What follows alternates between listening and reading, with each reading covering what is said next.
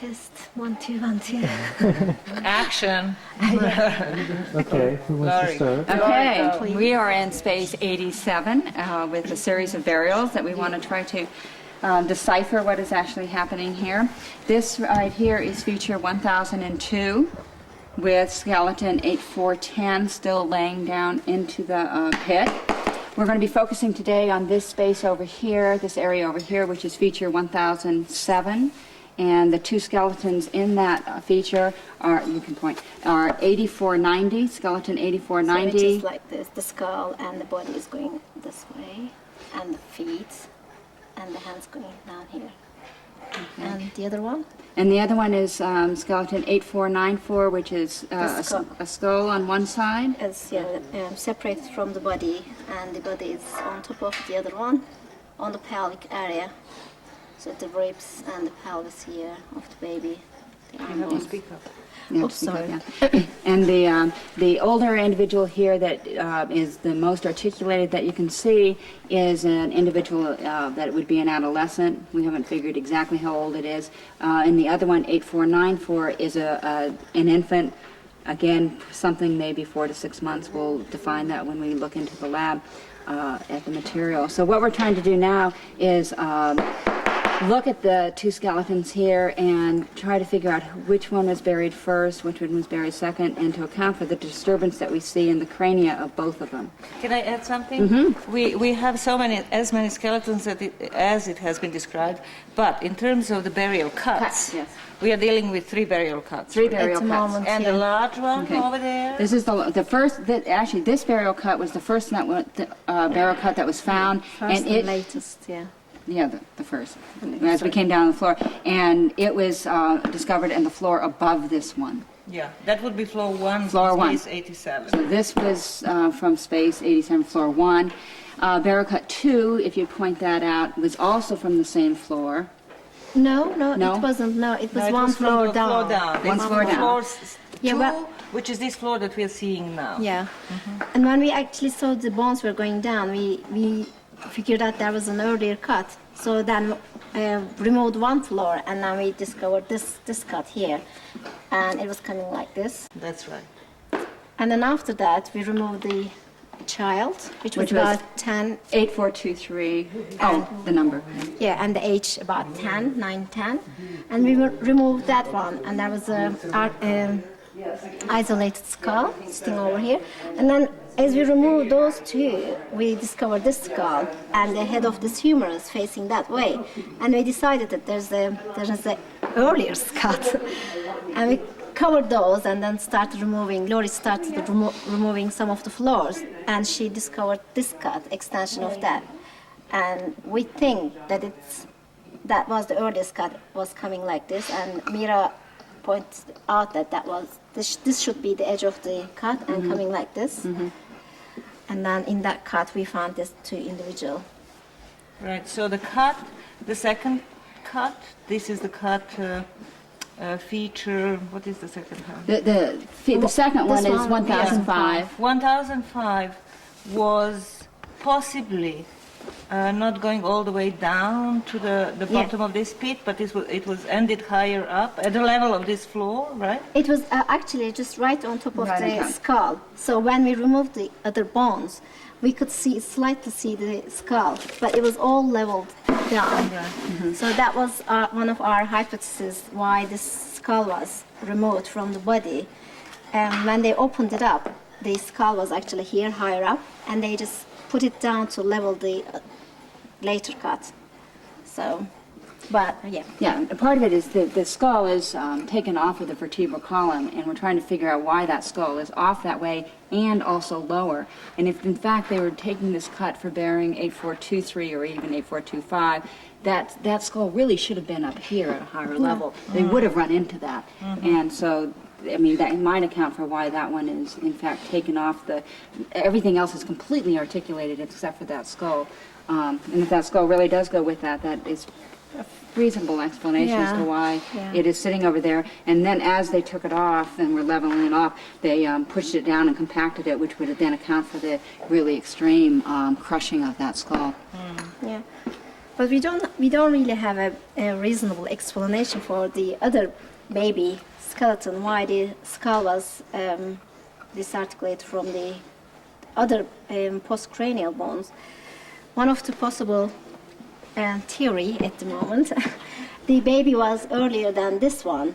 It was buried first, and then but the time difference wasn't really great. And then when they reopened the cut, baby was kind of half defleshed, and they removed the baby and disturbed the skull over here, and they put this individual, which was A490, and they placed the body over here on top of this individual. And it's also the distance between the baby and the other individual, it's not great. It's really 1 centimeter soil in between. So that shows that it means that they're not separated by too much time or space in terms of what's going on. This body might have had flesh on it, and when it decayed, it just went down to very close to 8490. But the fact that there is soil between the baby bones and the older person individual bones, that there is some soil, layer of soil, is an indication that they were not buried at exactly the same time. Because originally, when first this was uncovered, the idea was that the two individuals, the baby and the individual, were buried together, or maybe even baby was inside if it was a female, unborn baby, we were even talking about that, but that's less likely. Yeah, and the fact that we have soil in between those two sets of bones indicates that they were not buried at exactly the same time, but there is a time lapse. Yeah, and there's the reason why we're thinking two different events and why we are not relating this baby disturbance with this one, because when they later cut this one, the skull was on the way, but not the baby skull. So they wouldn't actually disturb two skulls at the same time, because it wasn't actually. It should be in this side, so it wasn't on the way. So that disturbing of these two skulls shouldn't be the same time. And what she means by that is that when we look at that, from what we can tell of the bones right now, is that the skull of this one really should have been up here. Not even here. It should have been over here. And so it's displaced not only just from here. If it was here, higher, we might be able to account for it differently. But that should have been over here means that it really is quite disturbed away from its original position. Right, but if we go with another hypothesis, which is that it was deliberately removed before the burial, and we do know that here at Çatalhöyük, often skulls are deliberately removed. And as a matter of fact, you have here a whole lot of skulls that are separated from the bodies, right? We have one skull and the two mandibles that are separated from the body. Yeah, right. and then we right. And so we know that there is some possibility that the baby, if this is all one baby, the skull and the bones, that they had been deliberately separated and then buried in that way. Now, that's another explanation. It seems a little far off, but we know with adult individuals that they were doing the separating. But is there going to be a way of really establishing if this skull goes with these baby bones? Yes, because what we have is that we have the teeth of the skull, and it's aging to around 6 months in terms of the teeth. And as we take these out, we'll be able to take the measurements of the long bones and get an estimate of how old that individual is and see if it's in the same age range. Because it actually, when I first got the ribs, I did think it was much younger than that, but now that we've got more of it, it could fall within that range fairly easily. So, I mean, right now we're thinking that they do, in fact, this is something of 4 to 6 months, and this is 4 to 6 months, and so the likelihood they go together is pretty high. The other thing is we also have other bones of babies coming out of this animal disturbance in both of these, so we do have a number of those bones. But is there any overlap of the baby skull with the bones of the individuals from the other burial? No. No. No. So there is no overlap, it's just that they were so buried close. They were very close. Now this one, it is true that this actually wall fell. It actually came out a little bit more than that, and it looks as if they're undercutting it in terms of that. But at first, it looked like it was underneath that, directly underneath it. But it's also very loose soil because of the animal disturbance that is going in there. But this looks like it has, integrity here, separate from that, but they're at the same level. It is true. But there is also possibility that it seems that there is a possibility that they were very concerned with having to bury all these individuals in this place, and yet and they have certain thickness of the deposits in which they could place those, because they wanted the floors to be flat and even and all of that. And it seems as though they were almost, separating the parts of the body and stacking it in places in order to fill up the space and then Well, in a way I mean? I think that's true, but in a way it's not true in that almost always either the head or the pelvis is the highest in terms of what's going on. And even on this one, the head is much higher than the rest in terms of trying to make it flat. And we'd expect that when this one was buried, they weren't that concerned about it, that the head would have, in fact, been higher in terms of it. But that later people might have been concerned about it and then moved it to flatten it. But when they're actually burying them, I don't know that always is the case. Right. But let's mention also the individual that was above here in this cut 1005. That individual also had smashed head, right? It had a post-depositional crushing of that one side of the head, that's right. And it's sort of similar to this skull. I mean, it doesn't look the same, but it's the same sort of action, like This pressing. skull? Yes. It's not quite as bad. This one is actually much more fragmented than that because the 8523 that sat here and the cranium was there. Just the one side that was up was crushed in terms of that, but that we still had a pretty good maxilla, pretty good mandible, a little bit more articulated. This is articulated, but this seems to be particularly bad relative to that one. But yes, that one did have, and if they are trying to get these floors flat and packing them or tamping them down, that kind of crushing of the cranium would expect. But there is another possibility. We should mention that maybe it might change it later. But this skull might not belong to this individual because we had another skull. On the upper layer. Well, the reason we're thinking that because the wear on teeth, we managed to look at some of the wear on this teeth, and it's quite worn. And considering the age of this individual, it seems quite a lot of wear. So, although the other one was much younger, wasn't it? It was younger, and it didn't have as much wear as I recall. Yeah. So it might actually go with this skull. So. If that's the case, then we have to change our story basically. And this will be isolated skull, or there is more skeletons underneath.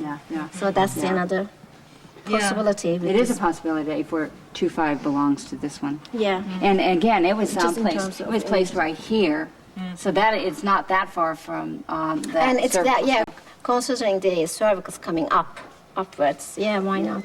Do you see any, at this stage, do you see any cut marks on that spine? No. Well, this is not the first one. It's not the first or the second, it's probably the third. We should try to find The first and one is second. down Yeah, there atlas and somewhere, axis. Or maybe on the skull, if it is. That's right. I think that's what we need to look at is see the base of the skull and see C1 and C2 and see if in fact that we can see any cut marks or even evidence of pulling of the ligaments or something like that might show it kind of coming off. That's which is harder to see. I suppose it would be hard to see.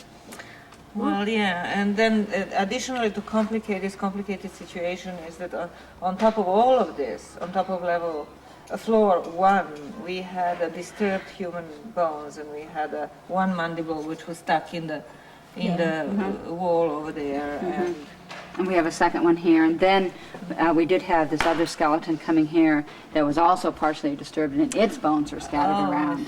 Yeah, apart from that jaw, most of the scattered bones actually belong to that individual. 8409. Yeah, 84. Really, the one that was on the top surface. Yeah, the one that was sitting here had it had the skull, the articulated vertebral column, and then some of the leg, and then the other leg was disturbed. Like phalanges and belong to that individual. Now, what did we conclude about those two skeletons? They were buried, and they looked to me as though they were buried together. They were so neatly put on top of each other. But is that likely, or? Well, I don't think so. No? Yeah, I thought the other one was. She has a theory. No, I thought we talked about it. No, I think it's reasonable. No, I think it's reasonable. The other one, 809, was the earlier one, and then they disturbed that one to put this one, 8410. So that's why it was partially disarticulated. And it's actually, funny thing was it was lying on its right side, and the disturbed part was right side. So you would expect to see the other side disturbed, but it was the other way around. The underside. So I thought, I mean, we were thinking about it. They just pushed it to this side to put this one in, and it slumped onto this. So it sort of indicates that they were buried with flesh on, or else they wouldn't be able to move them so much. Well, yeah, certainly buried with flesh, but even only when they disturbed this one, it also indicates that it would only have been partially defleshed because the vertebral column was completely intact, which gives you the impression that it was a primary context and nothing disturbed. Yeah. And yet the lower limbs and everything were in fact disturbed. So it must have, if they did disturb it, it must have only been partially defleshed and keep that intact vertebral column. And in fact, that might be true here. As to why those bones are together, that again, maybe partially defleshed, not fully defleshed. Otherwise, it's really hard to imagine why they are so together like that. So compact. Unless they're in something that we haven't found the evidence Right, for. unless a basket or something. We really didn't have any evidence. Usually we No get phytoliths. some evidence Not of one. basket phytoliths Yeah, we didn't get any phytoliths. when they exist. Yeah. Not even anything, a small bit or anything. And in fact, in this whole group, we didn't have any phytoliths, did we? Oh, this one did. This one On did. top we found one, but not directly related with the skeletons. We didn't.